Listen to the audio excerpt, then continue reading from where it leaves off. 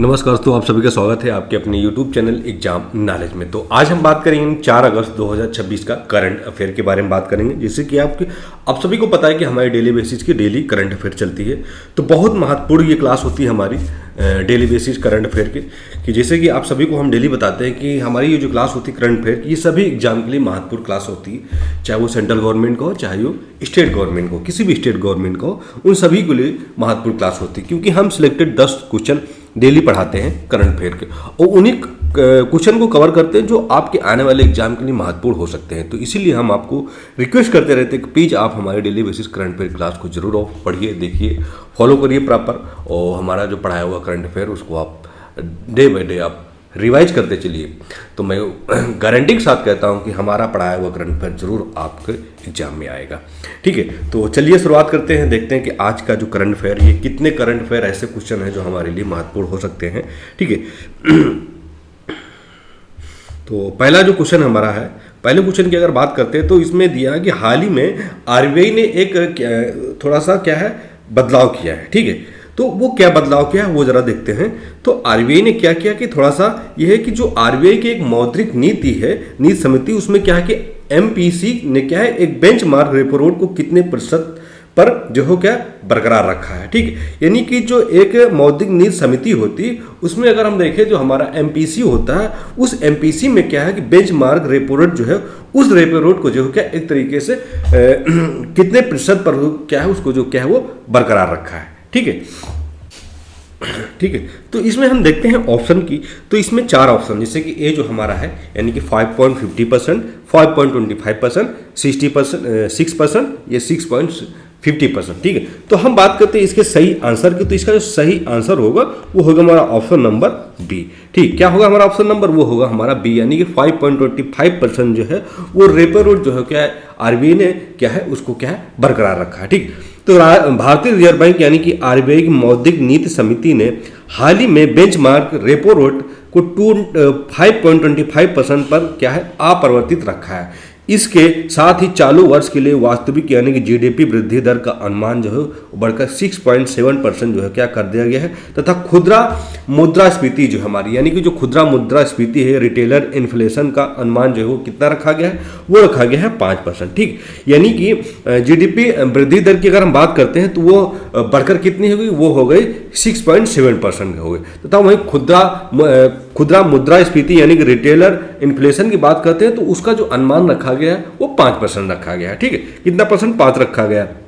और वहीं हम अगर बात करते हैं आरबीआई की मौद्रिक नीति समिति ने, तो उसमें जो बेंचमार्क जो रेपो रेट है उसको क्या है 5.25% पर क्या है वो क्या अपरिवर्तित यानी कि बरकरार जो है क्या करके रखा है। ठीक है, अब हम बढ़ते हैं अगले क्वेश्चन की, और हमारा जो अगला क्वेश्चन है कि केंद्र सरकार ने हाल ही में किन प्राकृतिक आपदाओं को अधिसूचित प्राकृतिक आपदाओं यानी कि नोटिफाइड नेचुरल कैलामिटीज की सूची में जो हो क्या शामिल किया है। ठीक, कहाँ शामिल किया है, कैलामिटीज जो सूची है उसमें क्या है इसको शामिल किया है। ठीक, तो हम देखते हैं कि इसमें जो केंद्र सरकार ने क्या है कि हाल ही प्राकृतिक आपदाओं को अधिसूचित और प्राकृतिक आपदाओं को क्या है कि नोटिफाइड नेचुरल कैलामिटीज में जो क्या उस सूची में क्या है इसको शामिल किया है। ठीक, तो क्वेश्चन नंबर हमारा जो है जैसे कि हीट वेव या लू या बिजली गिरना या बाढ़, सूखा या भूकंप और सुनामी या भूस्खलन या चक्रवात। ठीक, तो ये क्या है हमारे 4 ऑप्शन है, तो इसमें हम बात करते हैं यानी कि सही ऑप्शन की बात करते हैं, इसका सही आंसर होगा वो होगा हमारा ऑप्शन नंबर ए। ठीक है, क्या हो जाएगा हमारा ऑप्शन नंबर जो होगा वो हमारा होगा ए। ठीक, तो हीट वेव, लू और बिजली गिरना जो है उस सूची में क्या है, इस सूची में क्या है इसको शामिल किया है। ठीक, तो 16वें वित्त आयोग की सिफारिश, किसके 16वें वित्त आयोग की सिफारिश पर मानते हुए 2026 से 31 अवधि के लिए केंद्र सरकार ने हीट वेव और आकाशीय बिजली गिरने को एक प्राकृतिक आपदाओं की सूची में जो है क्या इसको जोड़ दिया है। किसमें जोड़ दिया है, तो वो जोड़ दिया है प्राकृतिक आपदाओं की सूची में जो है क्या इसको जोड़ा गया है। तो अब राज्य सरकारें इन आपदाओं के दौरान राहत बचाव कार्य के लिए आपदा कोष का क्या है उपयोग जो है क्या कर सकेंगे। ठीक है, तो इसमें यह है कि जो 16वें वित्त आयोग ने इस चीज को सिफारिश दे दिया है कि 2026 से 31 के बीच में जो भी हीट वेव या आकाशीय बिजली गिरती है तो उसको क्या है प्राकृतिक आपदा मान जाएगा। तो उस प्राकृतिक आपदाओं को क्या है उस सूची में जो क्या है कौन सी सूची में जोड़ दिया, तो वो नोटिफाइड नेचुरल क्लाइमेट की सूची में जो क्या है इसको शामिल कर दिया। ठीक है, उसमें शामिल कर दिया। तो अब क्या है कि जो राज्य सरकारें हैं, राज्य सरकार इन आपदाओं को के दौरान जो राहत और बचाव कार्य के लिए जो आपदा कोष होता, उस आपदा कोष को क्या है ये उपयोग जो है वो क्या कर सकेंगे। ठीक है, अब हम बढ़ते हैं अगले क्वेश्चन को। और हमारा अगला जो क्वेश्चन है कि हाल ही में किस बैंक ने अपने सेविंग्स मैक्स, ठीक क्या है सेविंग्स मैक्स पोर्टफोलियो के तहत मैक्स फॉर सीनियर्स और मैक्स फॉर हर खाते जो है वो क्या लॉन्च किए हैं। ठीक है, अब इसमें हम देखते हैं कि सेविंग्स मैक्स, ठीक, और पोर्टफोलियो के तहत जो है मैक्स फॉर सीनियर्स और मैक्स फॉर हर खाते जो है क्या उसको लॉन्च किया। ठीक, अब इसमें क्या है, एसबीआई है, आईसीआई बैंक है, एचडीएफसी बैंक है और क्या है और एक्सिस बैंक है। ठीक है, क्या है तो ये कुल मिलाकर इसमें कितनी बैंक है, तो 4 बैंक हैं। ठीक है, कितनी बैंक है इसमें, 4 बैंक है। तो हम देखते हैं यानी कि इसके ऑप्शन की बात करते हैं तो इसका जो सही आंसर होगा वो होगा हमारा ऑप्शन नंबर सी, यानी कि एचडीएफसी बैंक। तो मैक्स फॉर सीनियर और मैक्स फॉर खाता जो लॉन्च किया है वो किया गया है एचडीएफसी बैंक ने। तो एचडीएफसी बैंक ने वरिष्ठ नागरिकों और महिलाओं के लिए विशेष बचत खाते जो क्या लॉन्च किया। तो इन खातों में 25,000 रुपीज का धोखाधड़ी बीमा, यानी कि 25,000 रुपये का जो क्या बीमा होगा और 3.19 करोड़ रुपए तक का व्यक्तिगत दुर्घटना और मृत्यु कवर भी जो क्या इसमें दिया जा रहा है। ठीक, यानी कि आपके खाते के साथ धोखाधड़ी होगा तो 25,000 रुपये का धोखाधड़ी बीमा होगा।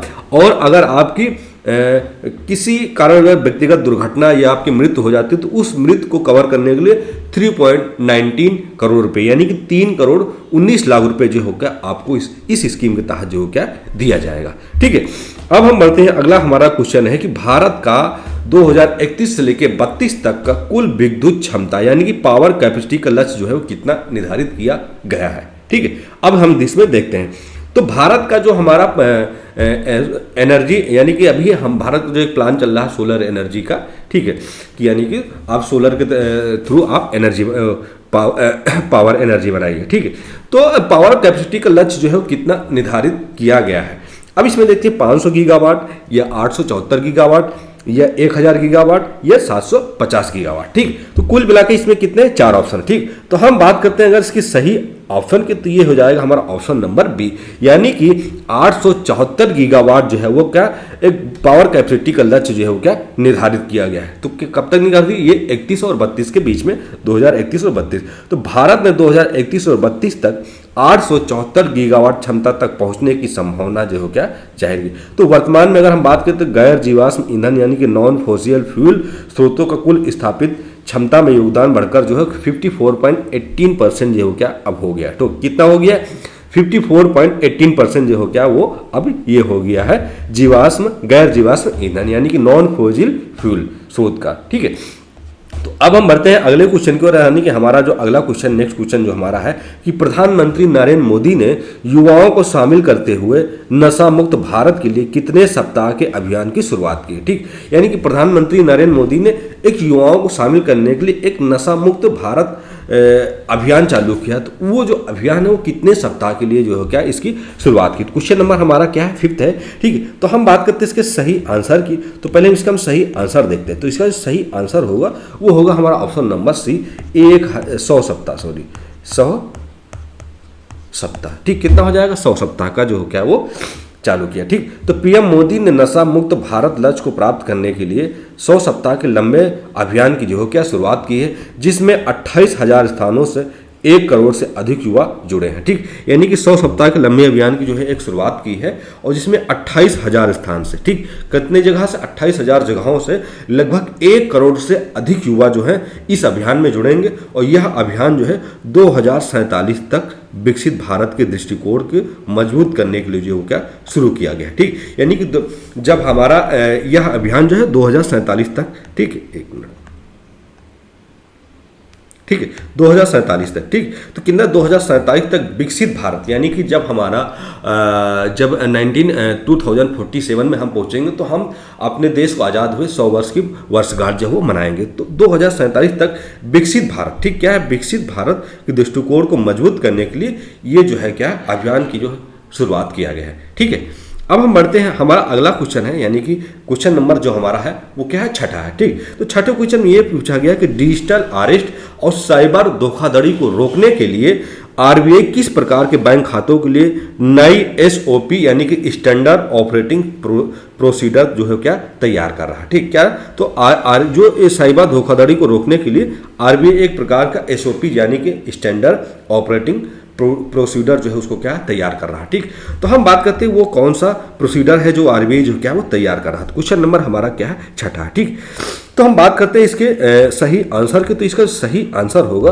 वो होगा हमारा ऑप्शन नंबर बी, यानी कि मूल बैंक। ठीक, क्या है, मूल बैंक खाते। तो इसका क्या काम होगा, तो धोखेबाजों द्वारा अवैध धन स्थानांतरण, ठीक, यानी जो धोखेबाज के तरीके से जो धन का जो गलत उपयोग करके या स्कैम करके आपके जो खाते से जो रकम खींचते हैं, तो धन स्थानांतरण के लिए इस्तेमाल किए जाने वाले मूल बैंक खातों पर नकेल कसने के लिए, ठीक, यानी कि जो मूल बैंक खाते पर नकेल कसने के लिए आरबीआई जो है वो 4 सप्ताह के भीतर एक नया एसओपी जो है क्या तैयार कर रहा है। ठीक, यानी कि जो धोखाधड़ी से जो रकम हासिल की जाती है तो मूल बैंक खातों पर जो है उसका जमा किया जाता है। ठीक, तो उसके खिलाफ नकेल कसने के लिए आरबीआई जो है 4 सप्ताह के भीतर जो है एक एसओपी तैयार कर रहा है। ठीक है, क्या तैयार कर रहा है, तो वो एक एसओपी तैयार कर रहा है। ठीक है, अब हम बढ़ते हैं अगले क्वेश्चन के, यानी क्वेश्चन नंबर हमारा जो है वो है 7वां।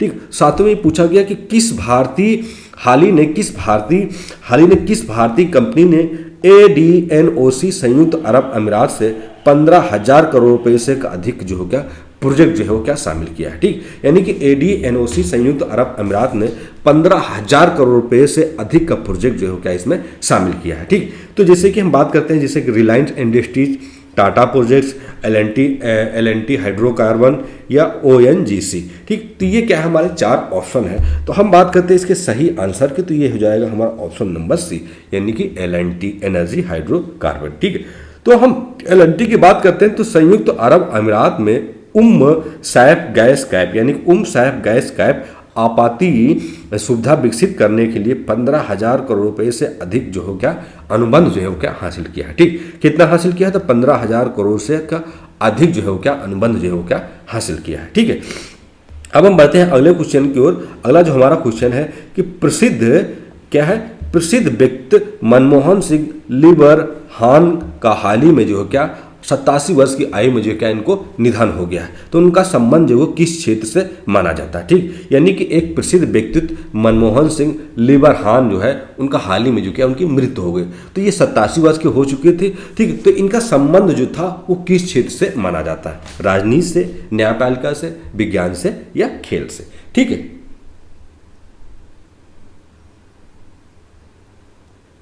ठीक है, तो किस क्षेत्र से इनका जो संबंध है वो क्या है माना जाता है। ठीक, तो इनके संबंध की अगर हम बात करते हैं, ठीक है, तो इनका जो संबंध माना जाता है वो माना जाता है ऑप्शन नंबर बी, यानी कि न्यायपालिका से। ठीक, किसे माना जाता है, न्यायपालिका। तो जस्टिस मनमोहन सिंह लीवर हान पूर्व उच्च न्यायालय के मुख्य न्यायाधीश थे। ठीक, क्या थे, पूर्व उच्च न्यायालय के मुख्य न्यायाधीश थे। वह विशेष रूप से लीवर हान आयोग के प्रमुख रूप से जाने जाते हैं। किसके रूप में, लीवर हान आयोग के प्रमुख रूप से जाने जाते हैं, जिसका गठन 1992 बाबरी मस्जिद विध्वंस मामले की जांच के लिए जो है क्या वो किया गया था। ठीक, तो यह भारत की सबसे लंबी जांचों में से एक थी। ठीक, यानी कि जो बाबरी मस्जिद का जो कांड हुआ था, जो अयोध्या में जो बाबरी मस्जिद गिराई गई थी, उसके जगह जो विद्रोह हो रहा था, यानी कि मंदिर मस्जिद की जो लड़ाई हो रही थी, तो वहाँ पे बाबरी मस्जिद गिराया जा रहा था क्योंकि वहाँ पे मंदिर बनाना था। ठीक, तो यह भारत के एक सबसे लंबी जांच प्रक्रिया थी। तो वो लीवर हान आयोग के जो क्या ये प्रमुख थे। ठीक, कौन प्रमुख थे, मनमोहन सिंह लीवर हान। ठीक, अब हम बढ़ते हैं अगला क्वेश्चन जो हमारा क्वेश्चन नंबर हमारा है 9वां। तो भारतीय वाणिज्यिक एवं उद्योग मंडल यानी कि एसोचैम ने व्यापार और तकनीकी संबंधों को बढ़ावा देने के लिए किसके साथ, ठीक, किसके साथ, एक मिनट, ठीक है, किसके साथ जो है वो समझौता ज्ञापन यानी कि एमओयू पर जो है क्या हस्ताक्षर किया है। ठीक, अब हम यहाँ पे ये देखते हैं कि भारतीय वाणिज्य एवं उद्योग मंडल ने व्यापार और तकनीकी संबंधों को बढ़ावा देने के लिए किसके साथ समझौता ज्ञापन में जो क्या हस्ताक्षर किया। ठीक, अब हम देखते हैं यहाँ पे क्वेश्चन नंबर हमारा जो है, क्वेश्चन नंबर हमारा ये कह रहा है कि बिजनेस फ्रांस और IACCIA, या यूएस चैम्बर ऑफ कॉमर्स, या यूके ट्रेड और इन्वेस्टमेंट, या Japan external trade of organisation. ठीक, तो ये कुल मिला के हमारे 4 ऑप्शन है। तो हम सही आंसर की बात करते हैं तो ये हो जाएगा हमारा ऑप्शन नंबर ए, यानी कि बिजनेस फ्रांस और IACCIA जो है वो क्या है, इस पर जो है क्या हस्ताक्षर किया गया है। ठीक है, तो एसोचैम ने नई दिल्ली में बिजनेस फ्रांस के साथ एक प्रौद्योगिक हस्तांतरण यानी कि IACCI के साथ जो है वो अरब दुनिया के साथ जो है द्विपक्षीय व्यापार को बढ़ावा देने के लिए राजनीतिक समझौते पर जो क्या हस्ताक्षर किए हैं। ठीक, किस पे हस्ताक्षर किए हैं, तो वो राजनीतिक समझौते पर जो इन्होंने क्या एक हस्ताक्षर किया है। ठीक है, अब हम बढ़ते हैं अगला क्वेश्चन हमारा, यानी कि लास्ट क्वेश्चन है। तो यहाँ पे हम देखते हैं, तो ये जो हमारा लास्ट क्वेश्चन है ये कह रहा है कि प्रसिद्ध अभिनेता कौन, प्रदीप रावत, जो हाल ही में 74 वर्ष की आयु में जो क्या है इनका निधन हो गया है। तो ये 1988 के प्रतिष्ठित टीवी सीरियल और महाभारत में कौन सा किरदार जो इन्होंने निभाया था। ठीक, यानी कि 1988 के एक प्रतिष्ठित टीवी सीरियल के ये अभिनेता माने जाते थे और इन्होंने महाभारत में जो है कौन सा किरदार जो है इन्होंने निभाया था। ठीक, तो भीष्म, कर्ण का, या अश्वत्थामा का, या शकुनी का। ठीक, तो ये हमारे क्या है 4 ऑप्शन है। ठीक, 4 ऑप्शन। तो इसमें इन्होंने जो प्रदीप रावत है इन्होंने क्या है अश्वत्थामा का जो है इन्होंने क्या किरदार जो है वो क्या निभाया था। ठीक, तो प्रदीप रावत ने BR चोपड़ा की महाभारत अश्वत्थामा का प्रतिष्ठित किरदार निभाया था। इसके अलावा उन्होंने गजनी में विलन का, ठीक, यानी जो गजनी मूवी थी उसमें इन्होंने विलन के रूप में, और लगान में उन्होंने बेहतरीन अभिनय के लिए भी जाना जाता है। तो कैंसर कारण उनका जो क्या निधन हो गया। ठीक, इनको कैंसर था इसलिए इनका निधन हो गया। ठीक है, तो आज की जो हमारी क्लास थी यानी कि 4 अगस्त 2026 की, तो ये हमारी करंट अफेयर क्लास थी। तो ये क्या फाइनली कंप्लीट हो गई। तो प्लीज़ आप लोगों से रिक्वेस्ट है कि इस क्लास को देखिए, अपने दोस्तों को भी शेयर करिए, क्योंकि उनसे भी ऐसी इंपॉर्टेंट क्लासेस ना छूटे, और हमें कमेंट के माध्यम से बताइए कि कैसी हमारी क्लास है। अगर कोई त्रुटि होती है या कुछ भी और भी आपको क्लासेस चाहिए तो आप हमें कमेंट के माध्यम से बता सकते हैं, या आप हमारा टेलीग्राम चैनल एग्जाम नॉलेज उसके थ्रू भी आप जुड़ सकते हैं। फिर हम मिलेंगे नेक्स्ट क्लास के साथ। जय हिंद।